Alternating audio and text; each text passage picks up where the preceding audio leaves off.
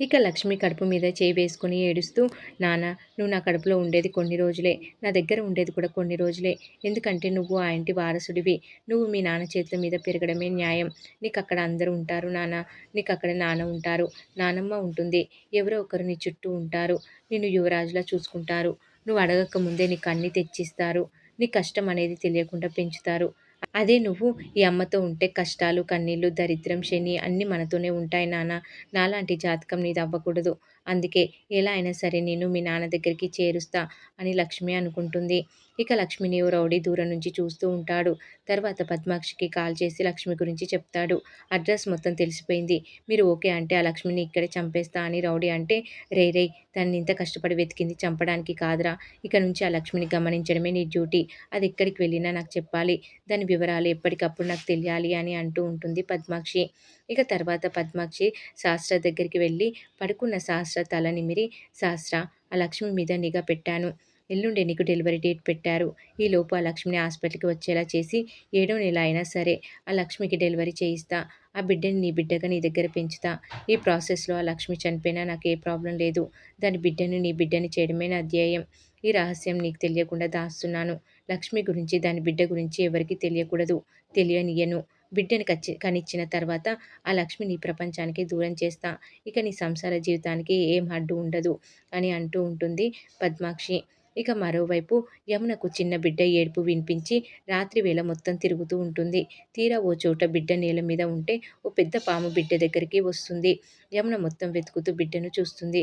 అక్కడే ఉన్న పామును చూసి కంగారుపడి అయ్యో అని అరుస్తుంది. తీరా చూస్తే అది యమున కల. విహారి వచ్చి ఏమైందని అడిగితే అది బాబు, బాబు అని యమున ఆయాసపడుతూ ఉంటుంది. ఏమైందమ్మా అని విహారి అడిగితే, కల వచ్చిందిరా. నీ బిడ్డను పెద్ద పాము కాటేయాలని వచ్చిందిరా.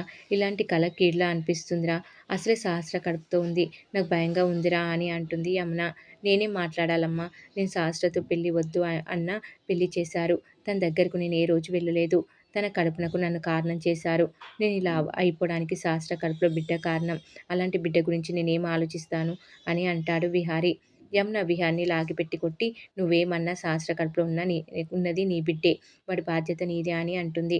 నేను ఏ ఆశలు లేకుండా ఉన్నానమ్మా. నీకు వచ్చింది కలే. ఏం కాదులే, పడుకో అని చెప్పి వెళ్ళిపోతాడు విహారి. యమున ఏడుస్తూ ఉంటుంది. నువ్వు గుర్తించకపోయినా సహస్ర కడుపులో పెరుగుతుంది నీ బిడ్డే అని యమున అనుకుంటుంది.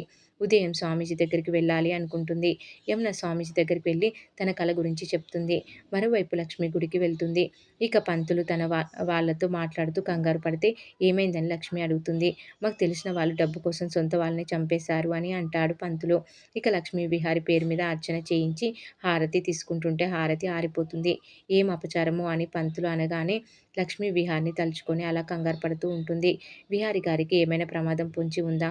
ఇంత జరిగాక అంబికమ్మ సైలెంట్‌గా ఉండదు. విహారి గారికి ఏదైనా అపకారం కలిగిస్తుందా?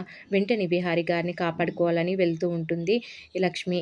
ఇక మరోవైపు స్వామీజీ యమునతో, మీ కోడలికి చాలామంది శత్రువులు ఉన్నారు. దాని ఫలితంగా మీ వారసుడికి చాలా ప్రమాదం ఉంది. మీరు చేసిన పూజల వల్ల అమ్మవారు ఆ కల ద్వారా మీకు ముందస్తు హెచ్చరిక పంపారు. మేలుకో తల్లి అని అంటాడు. బిడ్డని కాపాడుకునేది ఎలా అని యమున చాలా ఏడుస్తూ ఉంటుంది. ఈశ్వర్ని వేడుకుంటే ఏదో ఒక మార్గం దొరుకుతుందని స్వామీజీ అంటారు. మరి ఏం జరగబోతుంది అనేది రాబోయే ఎపిసోడ్‌లో తెలుసుకుందాం.